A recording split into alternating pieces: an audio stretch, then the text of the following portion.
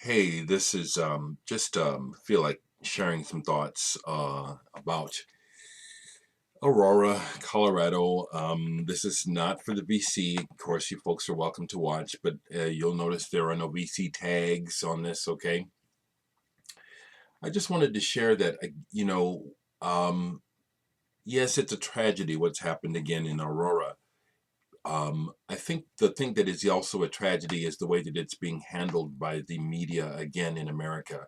I think it really is not helpful for the media to continue to have this point of view of why did this happen? This is so hard to understand. This is such an isolated incident, and then immediately trying to use the hot button issues to trace it to. Is it terrorism? Is it isolated? How will this affect politics? I think that's all just really, I'm going to keep it brief. I think it's why we never are able to arrive at any solutions regarding this behavior because we're in such denial as a nation about our actual nature. Um, what happened in Aurora was bound to happen again, and it will happen again many times. And to me, it's obvious some of the factors that lead into behavior like this. One glaring thing is the imbalance of modern Western life. To think that everyone is going to just, dopily go along with the show as it rolls along is why these things happen. True, many great numbers of people are having good lives, or they're having lives to the point where they don't feel the need or have an awareness beyond what's right in front of them or their own creature comforts. But it is my observation that that is the very reason why these things are able to happen, is because so many of us live with our heads buried in the sand, seemingly oblivious to the social landscape.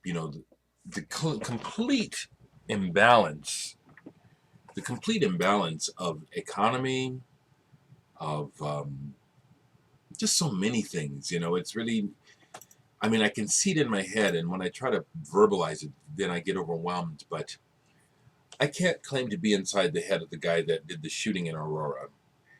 But what I'll say that a lot of people don't like is that any one of us could do it. And I think that's the problem that I have with our social response to these incidents, is that we're still just not willing to admit that everyone has the capacity to kill.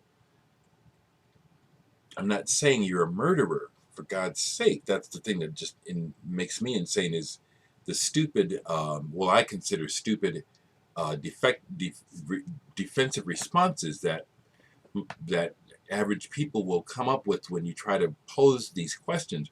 Well, I'd never kill anybody. That's not what I'm saying. I'm saying the potential is in each one of us, and depending on the circumstances and the situation, things could come together and it could happen.